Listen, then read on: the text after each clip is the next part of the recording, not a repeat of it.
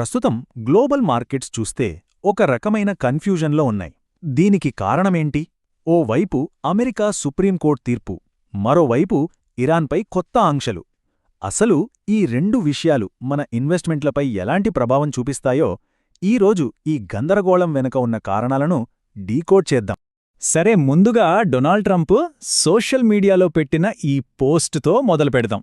ఆయన ఏమంటున్నారంటే, సుప్రీంకోర్టు కనుక అమెరికాకు వ్యతిరేకంగా తీర్పిస్తే మన పని అయిపోయినట్టే అని. అంటే ఆయన రాబోయే టారిఫ్ల తీర్పు గురించి మాట్లాడుతూ పరిస్థితి ఎంత సీరియస్గా ఉందో హెచ్చరిస్తున్నారన్నమాట. మరి ఇది ప్రపంచ ఆర్థిక వ్యవస్థలో ఎలాంటి ప్రకంపనలు సృష్టిస్తోందో ఇప్పుడు చూద్దాం. ఇక్కడ అసలు విషయమేంటంటే, ట్రంప్ ప్రెసిడెంట్గా ఉన్నప్పుడు కొన్ని ఎమర్జెన్సీ పవర్స్ వాడి టారిఫ్లు విధించారు కదా, అవి అసలు చట్టబద్ధమైనవా కాదా అని కోర్టు తేల్చబోతోంది. ఈ తీర్పు ఇప్పటికే 9 నెలలుగా పెండింగ్లో ఉంది. ఇక్కడే అస్సల కాన్ఫ్లిక్ట్ మొదలవుతోంది. చూడండి, ఓవైపు ఈ టారిఫ్ల వల్ల గవర్నమెంట్కి బిలియన్ల డాలర్ల ఆదాయం వచ్చింది. కానీ ఒకవేళ కోర్టు తీర్పు వ్యతిరేకంగా వస్తే సుమారు 400 బిలియన్ డాలర్లను తిరిగి చేయాలి.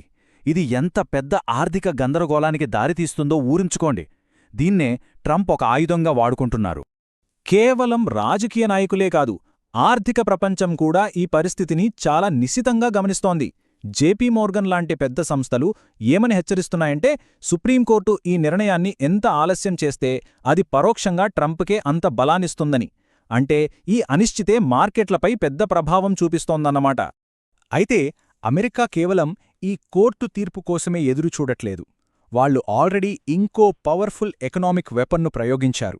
ఈసారి వాళ్ల టార్గెట్ ఇరాన్. ఈ కొత్త యాంక్షన్ల పద్ధతిని మనం క్లియర్గా అర్థం చేసుకోవాలి. ఇది డైరెక్ట్గా ఇరాన్పై వేసే టారిఫ్ కాదు. ఇరాన్తో ఏ దేశమైనా వ్యాపారం చేసి ఆ వస్తువులను అమెరికాకు అమ్మితే వాళ్ల మీద అదనంగా 25% టారిఫ్ విధిస్తాడు. అంటే ఇది ఇరాన్ ట్రేడ్ నెట్వర్క్ను టార్గెట్ చేసిన ఒక ఇండైరెక్ట్ అటాక్ అన్నమాట. అసలు ఈ ఆంక్షల దాకా పరిస్థితి ఎందుకొచ్చిందంటే, ముందు ఇరాన్లో అంతర్గతంగా నిరసనలు మొదలయ్యాయి. దానికి ఇరానేమో మా అంతర్గత విషయాల్లో జోక్యం చేసుకోవద్దని అమెరికాకు వార్నింగ్ ఇచ్చింది. చివరికి అమెరికా మిలిటరీ యాక్షన్ బదులుగా ఈ ఎకనామిక్ వెపన్ను బయటకు తీసింది. ఈ కొత్త అమెరికా పాలసీ ప్రభావం చాలా దేశాలపై ఉన్నా 2 దేశాలు మాత్రం దీనికి సెంటర్ పాయింట్గా మారాయి. అవే మన భారత్ మరియు చైనా.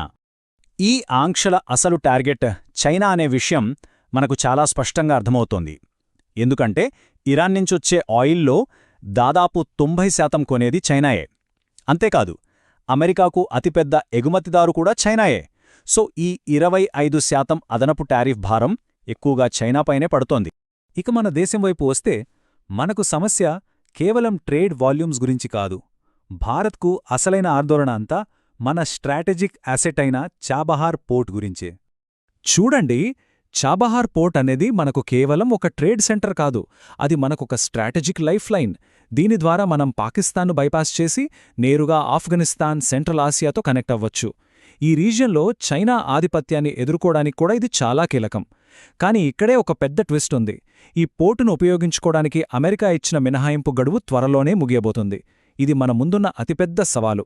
సరే, ఈ జియోపాలిటిక్స్ నుంచి ఇప్పుడు డైరెక్ట్గా మార్కెట్ రియాక్షన్కి వద్దాం.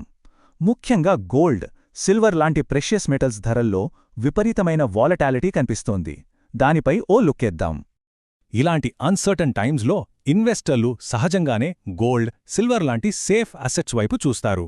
కానీ ప్రస్తుతం సిల్వర్ మార్కెట్ను నడిపిస్తున్నది అసలు డేటా కాదు, కేవలం రూమర్స్. చైనా ఎక్స్పోర్ట్స్ మీద రెస్ట్రిక్షన్స్ పెట్టొచ్చు అని, అమెరికా సిల్వర్ను తన క్రిటికల్ మినరల్స్ లిస్ట్లో చేర్చొచ్చు అని వదంతులొస్తున్నాయి.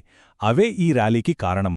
ఈ స్పెక్యులేషన్కి మరింత ఆజ్యం పోస్తూ రాబర్ట్ కియోసాకి లాంటి ఇన్ఫ్లుయెన్షియల్ పీపుల్ ఏమంటున్నారంటే, వెండి 3 రెట్లు పెరుగుతుంది, అస్సలు ఆలోచించొద్దు, ఇక్కడ నుంచి డబుల్ లేదా ట్రిపుల్ అవుతుంది అని ప్రచారం చేస్తున్నారు.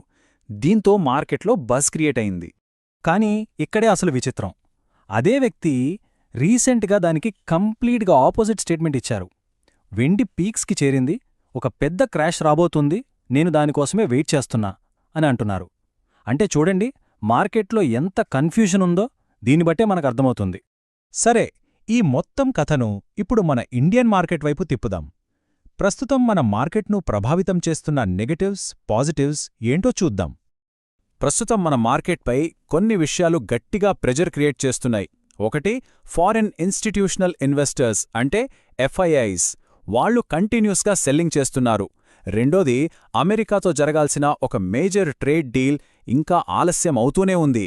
ఇక మూడోది, మనం ఇప్పటిదాకా మాట్లాడుకున్న గ్లోబల్ టెన్షన్స్. ఇవన్నీ మార్కెట్లో నెగటివ్ సెంటిమెంట్కి కారణమవుతున్నాయి. అయితే మరోవైపు ఆశాజనకంగా కూడా కొన్ని విషయాలున్నాయి. రాబోయే బడ్జెట్లో ట్యాక్స్లు తగ్గించొచ్చు, ముఖ్యంగా ఎస్టీటీ తగ్గించొచ్చనే ఆశలున్నాయి. అలాగే సెబీ కూడా క్యాష్ మార్కెట్లో ట్రేడింగ్ను ఈజీ చేసేందుకు మార్జిన్ రూల్స్ మార్చాలని చూస్తోంది. అన్నింటికన్నా ముఖ్యంగా పాక్స్ సిలికా అనే కొత్త సెమీకండక్టర్ అలయన్స్లో చేరమని భారత్కు ఇన్విటేషన్ రావటం చాలా పెద్ద పాజిటివ్. సో ఫైనల్గా మన ముందున్న ప్రశ్న ఇదే: ఈ గ్లోబల్ నెగటివ్స్ అన్నింటినీ తట్టుకుని మన దేశీయ పాజిటివ్స్ మార్కెట్ను ముందుకు నడిపించగలవా? బడ్జెట్ ఆశలు గెలుస్తాయా లేక మార్కెట్ వాస్తవికత గెలుస్తుందా? దీనికి సమాధానం కాలమే చెప్పాలి.